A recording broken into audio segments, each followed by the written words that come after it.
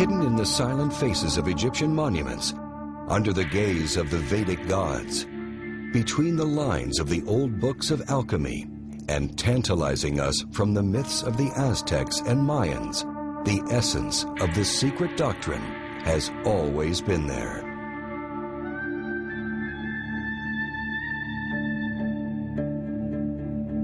Throughout the history of humanity, only the elect few were initiated into the mysteries of this great universal truth. And those few guided the rest of humanity and gave them the outward symbols of that truth as guidance.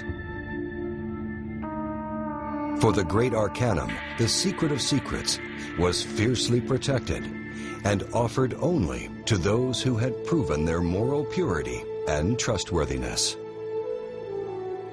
But as humanity degenerated into barbarism and cruelty, the divine knowledge went underground to survive in isolated pockets around the world. For many centuries, the great Arcanum has been beckoning to humanity from behind the stories and myths that veil it. The knowledge it delivers is universal and applies to all true religions and mystical traditions. Whether it is the serpent of Adam and Eve from the Judeo-Christian tradition, the winged serpent of Quetzalcoatl from the Aztec tradition, the serpents climbing the caduceus of the Greek god Hermes, or the serpents of the Hindu or Buddhist traditions, all these symbols contain the same teaching.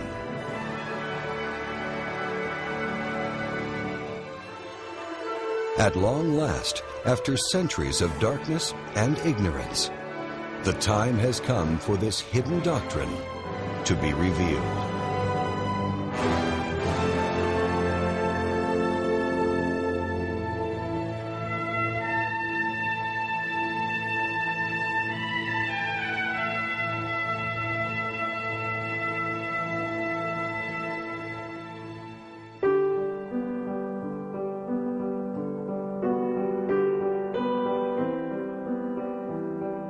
All religions are precious jewels on the golden string of divinity.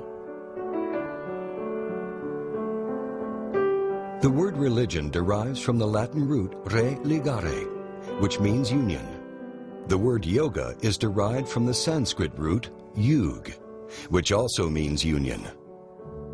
At their base, the different traditions of East and West describe the same goal: union with divinity. Religious traditions provide the map that one must follow in order to reach unification with the divine. Every religion seeks to express the same core knowledge. But one needs the right tools in order to read the map. With the right tools and their proper use, an aspirant of any religion or tradition may enter into direct experiential knowledge of the divine. It can be seen then that there is truly one science, one path, but appearing with different names and faces. For narrow is the gate, and straitened the way that leads to life, and they are few who find it. In Greek, the narrow path is called gnosis, which means knowledge. In Hebrew, the same narrow path is called da'at, which also means knowledge.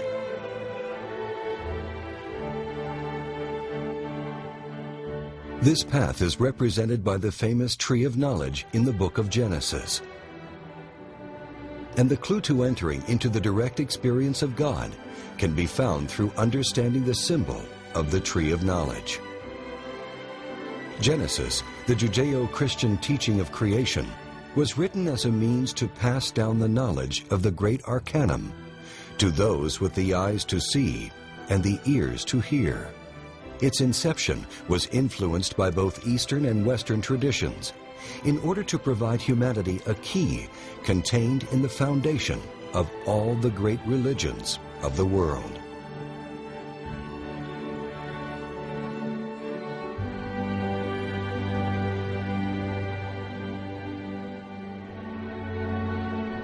The Old Testament, or Tanakh, outwardly appears to be basic spiritual instruction in the form of stories and histories.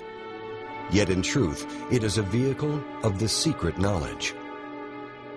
To better understand the origins of the Judeo-Christian tradition of Genesis, it is necessary to take a brief look at the life of the author, Moses. Although of Jewish lineage, Moses was raised to be an Egyptian pharaoh and was trained in not only the hidden wisdom of Egypt, but also that of his native Judaism. The civilization of ancient Egypt is among the longest lasting in the history of humanity and an accepted custodian of immense knowledge in the ancient world. Judaism was directly influenced by two of the oldest civilizations on record, those of Sumeria and Babylonia, civilizations famous for their mystery schools. Schooled in the hidden teachings of these ancient traditions, Moses wrote the first 5 books of the Bible in Hebrew and in code, as was the tradition. Thus, every story and name contained within the books of Moses hides a deeper meaning. As it says in the mystical Hebrew book, the Zohar,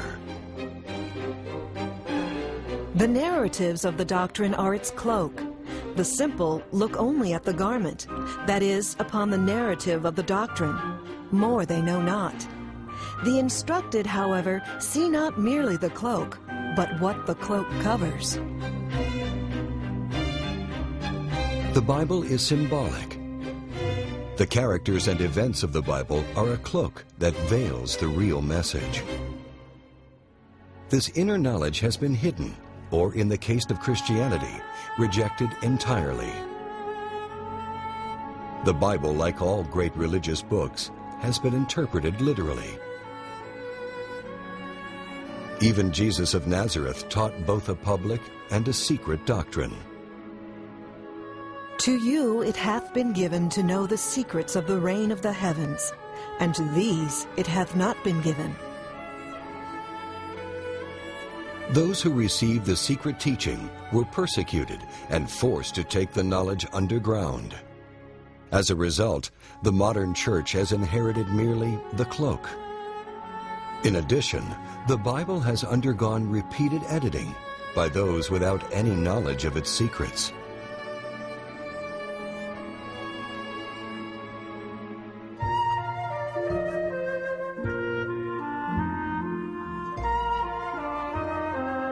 Although the modern Bible is greatly disfigured, it is nevertheless infused with the ancient secret doctrine. However, the many levels of meaning hidden in the Hebrew letters are not visible in the modern language version.